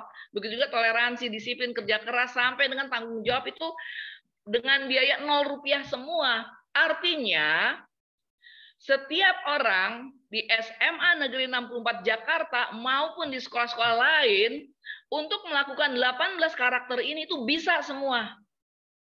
Yang perlu kerja keras memang untuk menjadi si cerdas. Untuk menjadi Albert Einstein itu perlu kerja keras. Tapi kalau hanya sekedar religius sampai dengan tanggung jawab, semua pasti bisa. Yang menjadi masalah sekarang, kalian paham nggak? Bisa apa enggak? Mau apa enggak? Nah, di sini letaknya. Lalu pertanyaan berikutnya, dari nomor 1 sampai nomor 18 ini mana yang harus duluan kita kedepankan ya? Kira-kira pakai prioritas nggak? Ini dulu lah, besok yang itu, besok yang ini gitu. Kira-kira gitu nggak? Halo? Enggak, Bu. Oke, enggak. Kalau jawabannya tidak, artinya dari nomor 1 sampai 18 itu bisa kamu laksanakan sekaligus sesuai situasi. Gitu loh. Ya. Jadi enggak nomor 1 sampai 3 dulu deh. Ntar minggu depan 4 sampai 6 enggak bisa begitu. Sekaligus semua. Susah? Enggak. Yang bikin susah kamu enggak mau, kita tidak mau dan kita tidak siap serta tidak tahu. Nah, sekarang Ibu sudah sampaikan 18 karakter sebagai tuntutan. Kamu dituntut untuk bisa melakukan ini. Sekaligus ini sebagai tuntunan. Nah, mana kegiatan kamu yang bertentangan dengan nomor 1 sampai nomor 18 itu hati-hati, akan menjadi masalah. Ya. Baik. Ya, sepakat semua ya. Kembali ke slide berikutnya. Nah, berikutnya tadi kan ada dasar hukumnya ada 2 ya, yang satu dari Presiden, yang satu dari Menteri Pendidikan. Nah, amanat Bapak Mendikbud itu juga tujuan dan harapan disampaikannya materi pendidikan karakter dalam kegiatan LDKS adalah agar para pelajar memiliki jiwa tangguh dan budi pekerti mulia. Tuh, maunya Pak Menteri begitu, maunya Pak Presiden agar kita para pelajar memiliki apa tadi yang berjiwa Pancasila dan siap menghadapi dinamika perubahan. Pak Menteri, udahlah kita berjiwa Pancasila, siap menghadapi perubahan, terus juga memiliki jiwa tangguh dan budi pekerti mulia. Jiwa tangguh dan budi pekerti mulia di masa kenormalan baru antara lain dapat dilihat dari beberapa aspek sebagai berikut. Coba tolong slide berikutnya. Yes. Nah, inilah indikator jiwa tangguh dan budi pekerti mulia yang harus muncul dalam keseharian setelah selesai kegiatan LDKS. Ada 4. Ada yang bisa bantu Ibu membaca? Saya boleh, Bu. Sip, lanjut. Indikator jiwa tangguh dan budi pekerti mulia yang harus muncul dalam keseharian setelah selesai kegiatan LDKS adalah yang pertama ada cerdas adversitas, kemampuan menghadapi kesulitan, bertahan dan keluar dari kesulitan dalam keadaan sukses. Kedua, ada tidak melakukan bully, penindasan atau kekerasan yang dilakukan sengaja atau tidak sengaja oleh satu atau kelompok orang dengan tujuan menyakiti. Udah mulai nih, siapa nih Diki? Yang ketiga, ada hindari verbal abuse, kekerasan yang terjadi dalam melalui bicara yang kasar, seperti menghina dan mengejek. Yang keempat, ada tumbuh jiwa empati, yaitu mampu untuk memahami apa yang dirasakan oleh orang lain. Yes, oke. Nah, artinya apakah kita tangguh dan memiliki budi pekerti mulia? Ada 4 indikator. Yang pertama, kita mampu menghadapi kesulitan, bisa bertahan dan keluar dari kesulitan dalam keadaan sukses. Keadaan sukses ini artinya kita bisa mengatasi kesulitan itu. Di era online, di era PJJ, di era BDR itu bukan main kesulitannya, kalian harus bertahan dan kalian bisa keluar dari kesulitan itu. Ya, dan itu kita sudah lalui 1 tahun lebih. Sekarang sedang latihan untuk PTM dan mudah-mudahan Januari jika pandemi melandai, pemerintah sudah mengasih sinyal bahwa aman, insya Allah kita akan melakukan pembelajaran tatap muka dengan dalam kenormalan yang baru ya, artinya dengan masker dan protokol yang ketatnya ya. Oke, selanjutnya juga bahwa kalian sebagai orang yang berjiwa tangguh dan berbudi pekerti mulia, kalian tidak akan melakukan bully, baik secara perorangan maupun secara kelompok. Ya, Apalagi kalau tujuannya menyakiti. Gurau, awalnya gurau, lama-lama kalau ujung-ujungnya bikin sakit hati itu namanya bully juga. Yes, oke. Lalu hindari verbal abuse ya. Kekerasan yang terjadi dalam hubungan interaksi melalui bicara kasar seperti menghina dan mengejek. Nah, itu hati-hati ya. Banyak kosakata kita yang kadang-kadang kita udah malas berpikir ini akan melukai orang apa tidak, begitu ya. Nah, mudah-mudahan kalian menjadi orang yang cerdas dalam kecerdasan verbal, begitu ya. Selanjutnya juga tumbuh jiwa empati kalian, bagaimana kalian mampu untuk memahami apa yang sedang dirasakan oleh orang lain. Yes. Makanya ada pepatah jangan mengukur baju di badan, ya itulah antara lain gitu ya. Jangan orang dianggap semua orang sama seperti kita. Masalahnya sama, latar belakang bisa beda-beda begitu ya. Yes, oke. Next. Ya, next Bu Yus.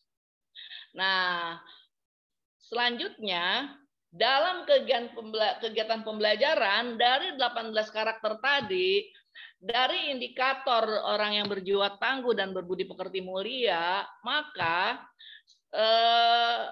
dalam kegiatan sekarang, Ibu sampaikan bahwa karakter yang dituntut dalam kegiatan pembelajaran setelah kalian usai melakukan LDKS itu adalah ada 4 poin, yang keempat poinnya ini menjadi ciri-ciri keterampilan hidup di abad 21. Abad 21 itu tahun berapa sampai tahun berapa ya? Ada yang tahu nggak? Halo?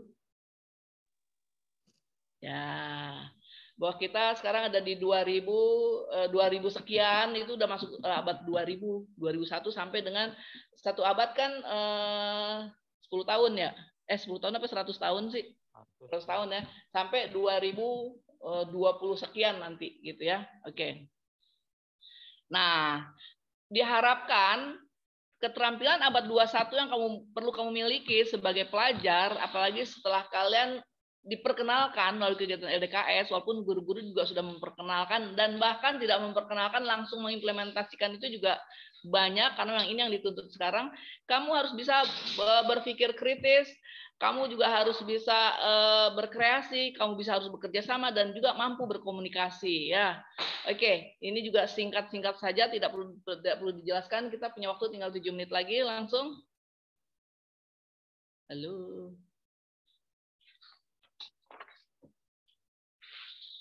Yes, oke. Nah, jadi Ananda, dari pendidikan karakter yang baru saja kita bicarakan bersama, kayaknya bukan dibicarakan bersama, kayaknya Ibu yang ngomong sendiri aja deh ya. Oke. Artinya begini, melalui pendidikan karakter, semoga akan lahir generasi emas Indonesia babak kedua tahun 2045. Kalau sekarang 2021 umur kalian rata-rata 16-17 tahun, di 2045 umur kamu kira-kira berapa? Ayo hitung cepat.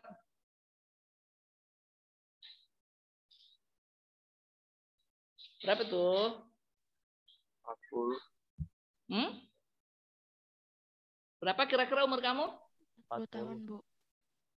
Sekarang umur kamu rata-rata 16-an tahun, katakan atau 17 tahun lah ya, 16-17.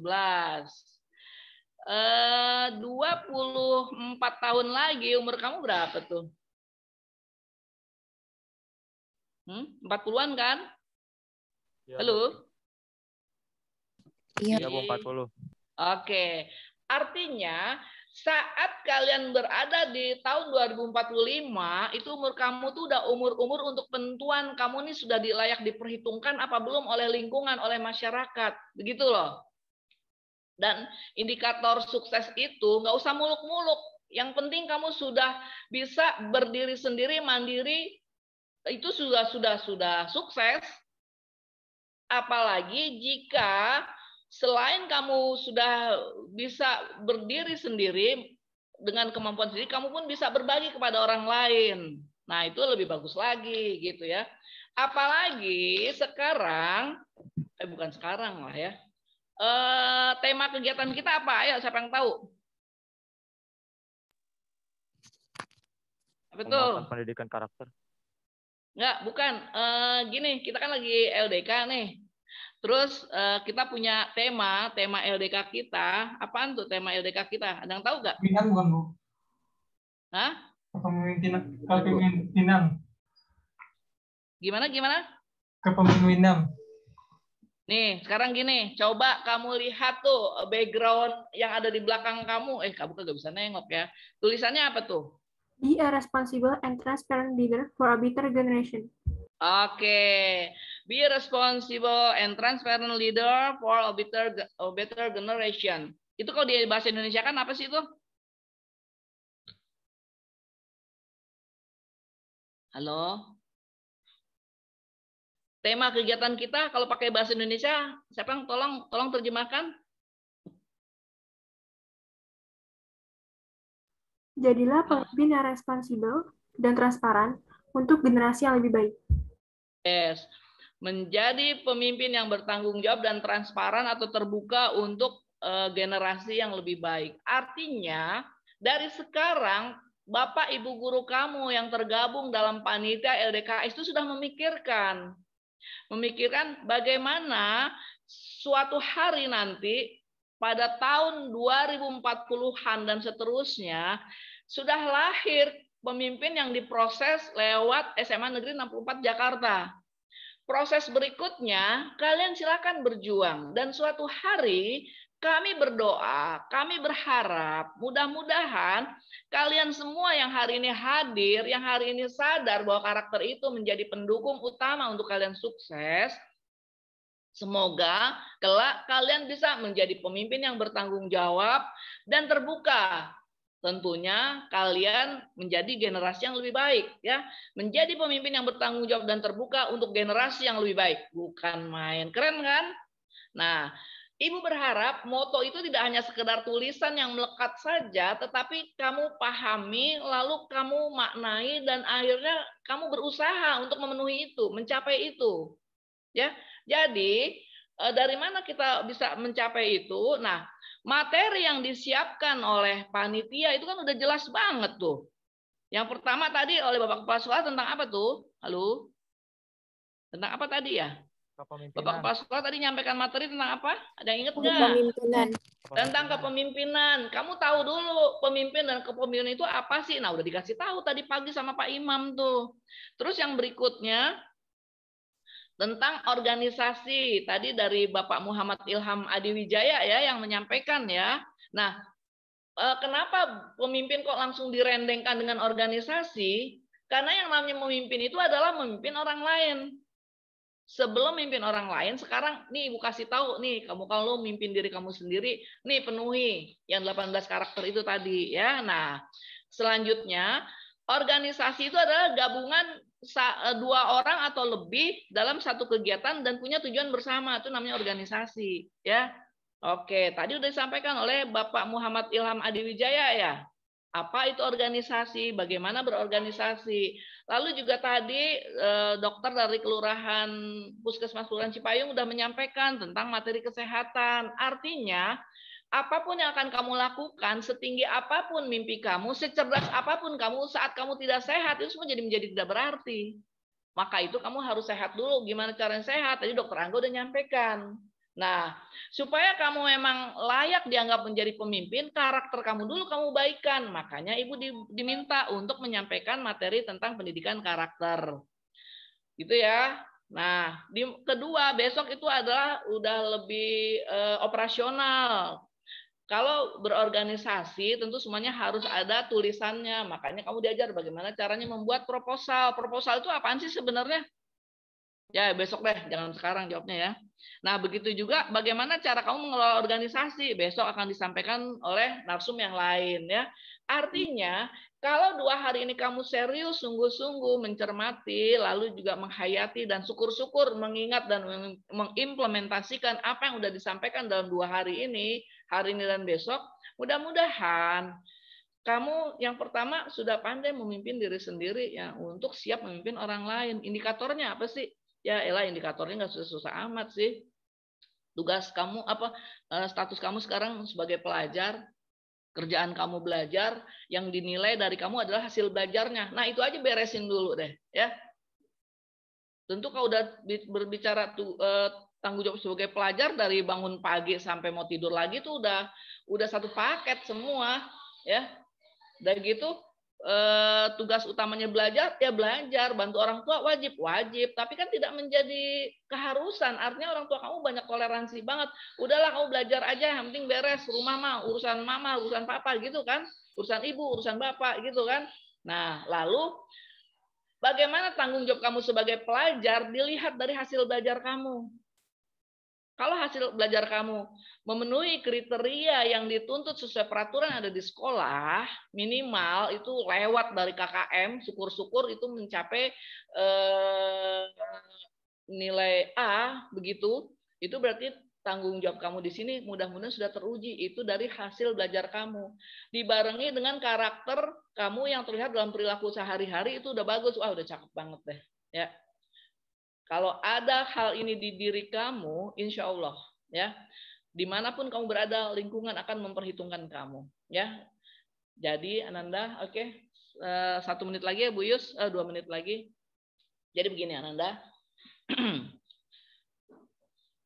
yang perlu kalian lakukan sekarang adalah segera koreksi diri, introspeksi diri di poin mana saya sebagai remaja, sebagai manusia, sebagai makhluk Allah, sebagai anak dari orang tua, sebagai warga SMA Negeri 64 Jakarta, maupun sebagai warga masyarakat yang belum sesuai dengan aturan main. Nah, silakan kamu koreksi diri. Sesudah itu, kamu udah tahu kekurangan kamu, udah tahu kesalahan kamu, barangkali jika itu sebuah kesalahan, kamu segera mengambil sikap untuk memperbaiki. Dan waktu kita di SMA 64 cuma terbatas hanya 1000 hari, sekarang udah berkurang 100 hari, tinggal 900 hari lagi, itu hari libur nggak dihitung tuh, ya. Udah kebanyakan banget tuh 900 hari. Artinya waktu jalan terus, ya. Alam juga akan menyeleksi kamu, apakah memang kamu layak diperhitungkan menjadi orang yang layak untuk menjadi pemimpin. Nah, mudah-mudahan dari LDKS, latihan dasar kepemimpinan siswa, melalui materi-materi yang sudah kalian terima, bisa memperkaya wawasan berpikir kamu, dan akhirnya kamu juga bisa menampilkan diri kamu seperti yang dituntun oleh agama kamu masing-masing. Mudah-mudahan kamu bisa menampilkan diri sebagaimana yang diharapkan oleh orang tua kalian masing-masing. Mudah-mudahan kamu bisa menampilkan diri sebagaimana tata tertib dan tata krama yang ada di sekolah. Semoga kalian juga bisa menampakkan diri bagaimana kamu beradab, beretika saat kamu berada di luar rumah, di luar sekolah. Ya, gampang ngomongnya, ngerjainnya juga gampang kalau tahu dan ikhlas. Yang bikin susah kalau kamu nggak ikhlas. Yes. Oke, jadi barangkali ini tidak ada forum tanya jawab, Bu Yus, mohon maaf. Mungkin nanti di forum-forum lain lah ya, di kesempatan-kesempatan lain, toh Ibu ada di 64 kok. Ya, Bu Yus juga ada di 64. Oke. Jadi barangkali ini terima kasih, mohon maaf. Jika ada hal-hal yang tidak sesuai, tidak diharapkan dan tidak berkenan, terima kasih. Billahi taufiq wal hidayah. Assalamualaikum warahmatullahi wabarakatuh. Saya kembalikan kepada Bu Yus. Waalaikumsalam warahmatullahi wabarakatuh. Terima kasih banyak Bu Iko atas pemaparan materi yang diberikan tentang pendidikan karakter. Ya, semoga apa yang tadi yang disampaikan oleh Bu Eko dapat membuat kalian mengoreksi diri dan menjadi pribadi yang lebih baik lagi ke depannya. Amin. Begitu juga dengan materi-materi yang tadi telah disampaikan tentang kepemimpinan, keorganisasian, kemudian materi kesehatan dari Dr. Puskesmas Cipayung. Mengingatkan kembali anak-anakku, tadi ada tugas-tugas yang diberikan oleh narasumber. Kalian bisa bergabung ke Google Classroom untuk mengumpulkan tugasnya. Linknya sudah di-share oleh kakak panitia OSIS MPK ke grup angkatan grup angkatan. Nanti mungkin ketua kelasnya menginfokan ke kelasnya masing-masing ya. Jadi semua wajib mengumpulkan tugas yang telah diberikan oleh tadi tentang kepemimpinan oleh Bapak Kepala Sekolah dan tugas dari Bapak Muhammad Ilham Hadi Wijaya yang tentang keorganisasian. Dari Bu Eko tidak ada ya tadi ya? Tidak. Oh, ya. Tugas dari saya adalah kita menilai selama di 64 anak-anak karakternya udah berubah jadi baik apa belum. Nah, jadi tugasnya berjangka panjang. Ya, baik Bu. Jadi 2 materi itu tadi tugasnya tolong dikumpulkan ke GCR, kalian bergabung dan mengumpulkan tugasnya. Baik, berakhir sudah acara hari ini. Saya ucapkan terima kasih kepada narasumber, terutama kepada para panitia kakak OSIS MPK yang telah mendampingi adik-adik kelasnya mengikuti kegiatan LDKS pada hari pertama. Semoga kegiatan hari kedua besok lebih baik lagi, lebih banyak lagi yang menyalakan kamera, karena hari ini banyak yang menyalakan kamera namun ditinggal, hanya background-nya saja, orangnya nggak ada. Atau mungkin ditinggal tidur, ada juga yang kameranya di off, tidak bertahan, awal-awal nyala, pertengahan acara berlangsung dimatikan. Dan partisipannya juga berkurang, di awal-awal tadi pagi ada 200 lebih, sekarang berkurang banyak ya, tinggal segini. Terima kasih kepada para partisipan para peserta LDKS yang sudah bertahan sampai akhir acara kegiatan LDKS hari pertama.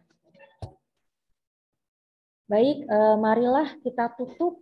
Sebelum Ibu tutup, apakah dari kakak panitia ada pengumuman? Oh iya, untuk dokumentasi dulu ya. Tolong semua peserta LDKS agar menyalakan kameranya. Kita akan screenshot sebagai dokumentasi kegiatan LDKS hari ini. Pada para peserta agar menyalakan kamera.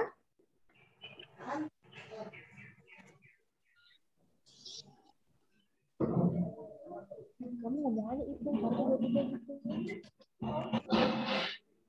Teman dari slide 1 ya.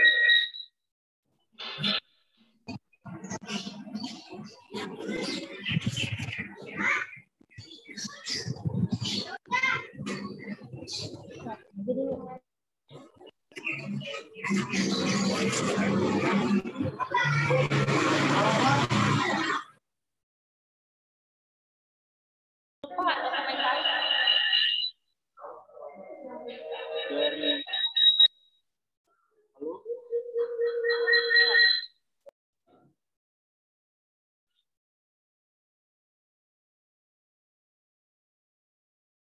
masih ingat.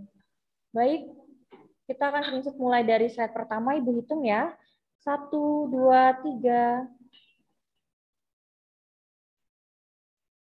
Ya, slide kedua. 1, 2, 3.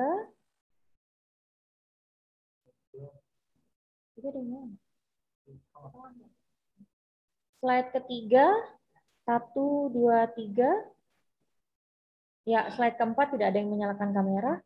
Baik, terima kasih kakak panitia. Ya, baik, saya akan tutup acara kegiatan LDKS tahun pelajaran 2021-2022 hari pertama. Kita akan lanjutkan esok hari. Terima kasih atas semua partisipan yang hadir. Mohon maaf jika ada kesalahan dari saya, kesalahan kata dalam memandu acara hari ini. Saya akhiri dengan mengucap alhamdulillahirabbil alamin. Assalamualaikum warahmatullahi wabarakatuh. Selamat siang. Waalaikumsalam warahmatullahi wabarakatuh. Izin live ya, Bu Yus.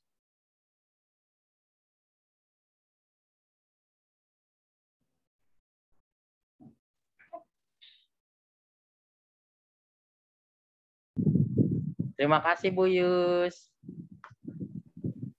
Sama Pak Herdian. Izin live ya. Izin siapa Ibu live? Udah.